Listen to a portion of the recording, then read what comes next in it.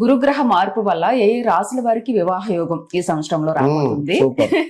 అలాగే గురుగ్రహ మార్పు ఎన్ని సంవత్సరాలకు ఒకసారి వస్తుంది గురుగారు, ఎప్పటి వరకు ఉంటుంది, ఈ ప్రభావం అసలు ఇన్ జనరల్ గా అందరి మీద ఏ విధంగా ఉంటుంది, ముఖ్యంగా వివాహ యోగం ఎవరికి ఉండబోతుంది?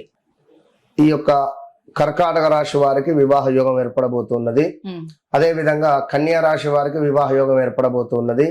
అదే విధంగా తులారాశి వారికి కూడా వివాహ యోగం ఒక 75% ఉన్నది.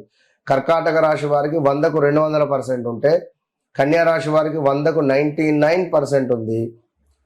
తులారాశి వారికి 75% పాస్. అటు పిమ్మట వృశ్చిక రాశి వారికి 100కు సుమారుగా 50% ఓకే. మకర రాశి వారికి 100కు 200% పాస్ వివాహ యోగంలో. ఇక మీనరాశి వారు కూడా 100కు సుమారుగా 70% ఓకే.